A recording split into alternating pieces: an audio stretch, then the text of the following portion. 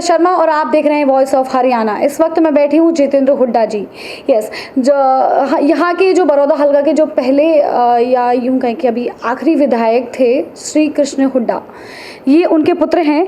सो नमस्कार सर। और सबसे पहले मैं आपसे जानना चाहूँगी कि आपके पिताश्री यहाँ के विधायक थे, अभी मौजूदा टाइम पर अभी वो नहीं रहे। सो बहुत दुख है मुझे इस बात का, और लेकिन उनके जाने से ये सीट खाली हो गई थी। आप उनके पुत्र हैं, क्या लगता है उनकी सहानुभूति जिस हिसाब से उन्होंने इस बड़ौदा हलका में नाम बनाया था, क्या लगता है आपको सहानुभूति काम आ पाएगी?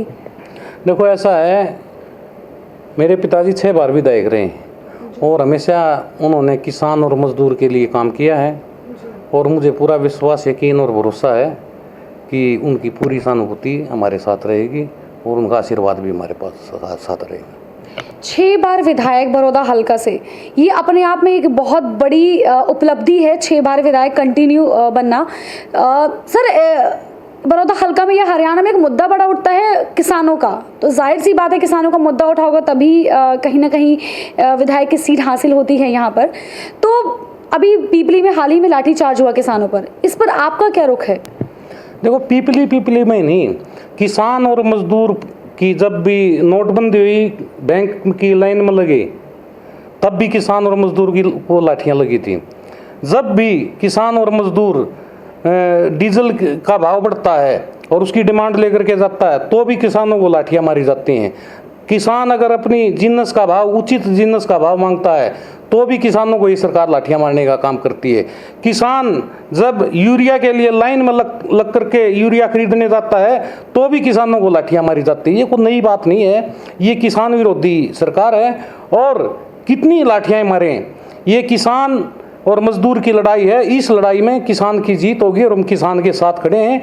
पीपली जब ये लाठीचार्ज हुआ उस दिन हम भी जा रहे थे, हमारे को भी यहाँ सैनीपुरा में गिरफ्तार कर लिया था जी।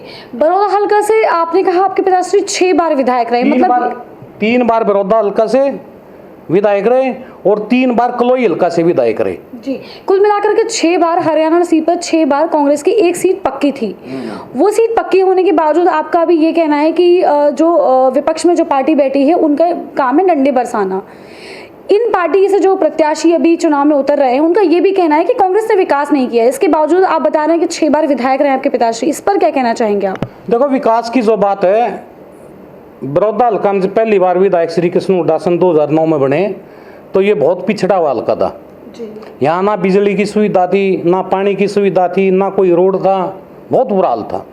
5 साल दिन रात मेहनत करके श्री कृष्ण हुड्डा विधायक ने और हमने मिलकर के, और दीपेंद्र भाई ने मिलकर के, चौधरी भूपेंद्र हुड्डा के साथ मिलकर के यहाँ पर संपूर्ण इस विरोधी हल्का का विकास कराया।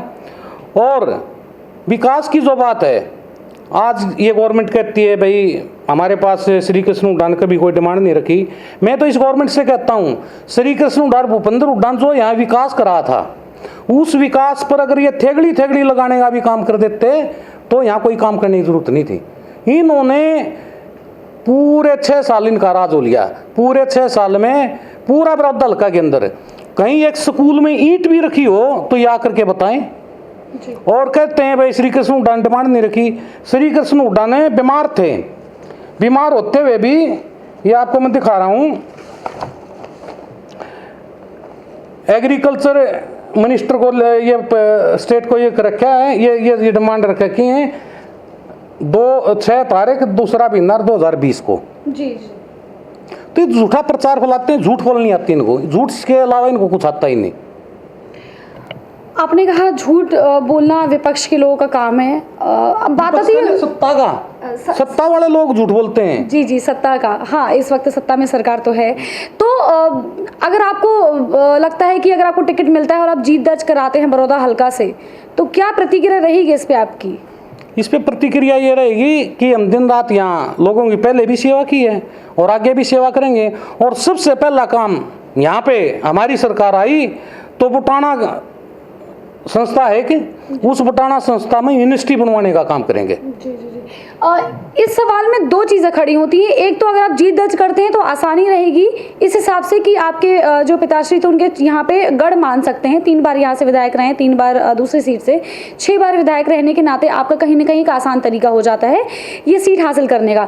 दूसरी तरफ ये अगर आप सीट हासिल नहीं कर पाते हैं तो कहीं ना कहीं आपके लिए ये एक पलटवार साबित होगा कि आपके पिताश्री ने जो ये सीट की नींव रखी 6 बार, कहीं ना कहीं आपको लगता है कि इसका कोई फर्क पड़ेगा आपकी छवि पर? नहीं, हमें अगर चुनाव लड़ेंगे, कांग्रेस पार्टी ने अगर हमारे को टिकट दिया तो 200% जीत निश्चित है और बीजेपी वालों की तो जमानत जब्त होनी है।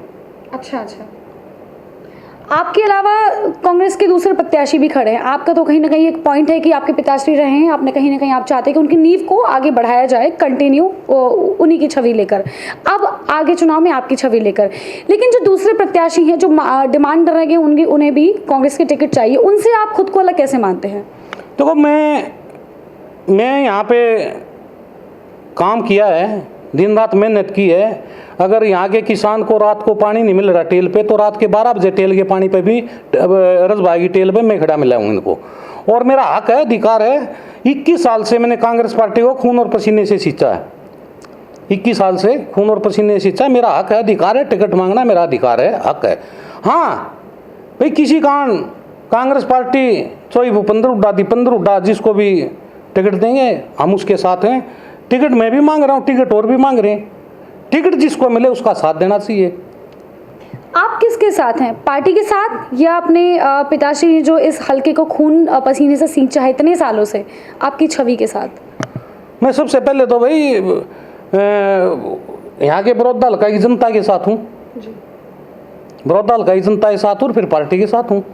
अगर आपको टिकट मिलती है, आप जीत दर्ज कराते हैं, तो सबसे पहले जो काम होगा वो कौन सा कराएंगे आप? आपने जैसे कि एक चीज़ बोली कि अगर ये जो सत्ता में सरकार है इस वक्त, अगर वो मरम्मत भी कराती तो भी शायद वो विकास का नाम कहलाती, तो आप कौन सा काम करेंगे? सबसे पहला काम मैं बुटाना जो संस्था है एक हमारी बहुत बड़ी, उस बुटाना संस्था को, बुटाना गाँव के लोगों की सहमति लेकर के उस बुटाना संस्था को यूनिवर्सिटी बनवाने का काम करूँगा। बुटाना संस्था की आपने बात कही, बुटाना में तो हम लोग विजिट भी किया, हम लोगों ने, हमारी जो टीम है उन्होंने विजिट किया वहाँ पर। ये वहाँ कर के लोगों का ये कहना है कि हुड्डा साहब की उनका वश चले तो मूर्ति भी बनवा देंगे, इस तरह से वहाँ पे कांग्रेस का वर्चस्व लहराया है। इसके बावजूद कुछ वहाँ से समस्याएं भी आई, पानी को लेकर के, बिजली को लेकर के, तो इस पर आप क्या कहना चाहेंगे? और बड़ौदा हल्का एक पिछड़ा हल्का माना जाता है, तो क्या इसका कारण मानते, क्या विकास दर होगी यहाँ की? यहाँ अगर जो काम रहा है, बका रहा है काम, हमारी सरकार में संपूर्ण काम हुए थे। बिजली और पानी का पूरा वो कराया था, डिग्गी भी बनवाई थी पटाना के अंदर। अब वो डिग्गी को नहीं चला रही है सरकार। नहीं, डिग्गी में तो लाइट आती है, डिग्गी में लाइट 24 घंटे आती है, बस लोगों के घर तक नहीं आती है। लोगों के घर तक जब आएगी ना, जब इस सरकार की मंशा ठीक हो।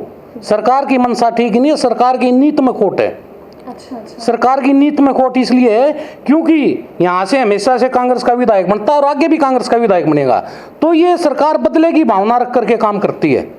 तो आपका कहना ये है कि इस बार जो ये सीट है कांग्रेस की थी, लेकिन फिर भी काम नहीं कर पाई क्योंकि सत्ता में बीजेपी थी। सत्ता में बीजेपी थी जी। तो आपका अगर मान लो कुछ चीज़ें, सिचुएशन कुछ ऐसी बनती है कि पार्टी के वोट लगभग आधे आए, तो गठबंधन का क्या सोचेंगे आप? जैसे अभी जेजेपी बीजेपी का हुआ, तो जेजेपी का पहले ये कहना था कि हम बीजेपी को नकारते हैं, मतलब जैसे एक विपक्ष और पक्ष में होता है, उस तरीके से देखते हैं आप? नहीं, जेजेपी तो पार्टी कुछ नहीं है। जेजेपी तो कह रहे थी पे चुनाव लड़ा, बीजेपी के खिलाफ लड़ा, और जेजेपी का लीडर ही कहता था कि खट्टर को तो यमुना पार कर देंगे हम, लेकिन ये जेजेपी वाले अब खट्टर के सिर पर बैठे हैं। अगर कुछ चीजें ऐसी बनती हैं, जैसे कि बड़ौदा हल्का एक ऐसी सीट है जहां से उतार चढ़ाव और राजनीति या जो हरियाणा की जो राजनीति है वहां का वर्चस्व ही बड़ौदा हल्का से माना जाता है, अगर कुछ सर्कमस्टांसेस ऐसे बनते हैं कि कांग्रेस और बीजेपी को गठबंधन बनाना पड़ा, तो इस पे आप क्या कहेंगे? नहीं, कांग्रेस और बीजेपी चोरों से तो कभी गठबंधन कांग्रेस करेगी नहीं।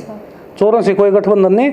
और इनकी तो सरकार बहुत, ये बड़ौदा चुनाव है, जो ये बड़ौदा चुनाव जो होना है, ये मुख्यमंत्री के पद का चुनाव है। वही तभी मैंने बोला। हाँ, ये मुख्यमंत्री पद का चुनाव है। यहाँ से अगर कांग्रेस पार्टी विजय होती है तो वो दिन दूर नहीं है कि हरियाणा सरकार में जो ये मुख्यमंत्री बना मनोहर लाल खट्टर, इसकी कुर्सी छीनने में को काफी टाइम नहीं लगेगा, तो 3-4 महीने के अंदर इसकी कुर्सी को हम तोड़ देंगे। आप उस सीएम की कुर्सी पे किस हुड्डा को अच्छा अच्छा, मतलब आप फुल सपोर्ट में हैं पार्टी के? मैं पार्टी और दीपेंद्र हुड्डा के सपोर्ट। दीपेंद्र हुड्डा अच्छा काम करे, लोगों का चेता है, लोगों के गरीबों के काम करता है, तो हमें कांग्रेस पार्टी ने भी भाई दीपेंद्र हुड्डा को ही मौका देना चाहिए। जी, इस बात में कोई दो राय है ही नहीं कि काम अच्छा करे। लोगों के बीच में नाम भी अच्छा खासा है कि अगर मान लो विकास की जो लहर है वो कहीं ना कहीं कांग्रेस ने यहाँ पर बिठाई है। आप अपने आप को कहाँ देखते हैं कि आपकी जनता आपको क्यों चुने? हमारी जनता हमारे को इसलिए चुने क्योंकि हमने जनता के लिए दिन रात काम किया, जनता के दिन रात काम आते हैं, दुख सुख में 24 घंटे जनता के बीच में खड़े रहते हैं। अच्छा अच्छा अच्छा, तो मतलब आपको लगता है कि अगर आप यहाँ से आपको टिकट मिलता है कांग्रेस से और आप जीत दर्ज कराते हैं तो कहीं ना कहीं वो सीएम की जो कुर्सी पे अभी कोई और बैठे हैं सत्ता में, वो खाली होके और आपकी कहीं ना कहीं जो पार्टी के है सीट पक्की हो जाएगी? हाँ हाँ पक्का। मुख्यमंत्री ये बड़ौदा का जो उपचुनाव है ये ही आगे का भविष्य तय करेगा कि हरियाणा प्रदेश का मुख्यमंत्री कौन होगा। जी जी सर, बहुत बहुत धन्यवाद। और कटाक्ष भी थे, उनके भी जवाब मिले, और जो सीधे सवाल थे उनके भी जवाब मिले, टेढ़े थे उनके भी जवाब मिले।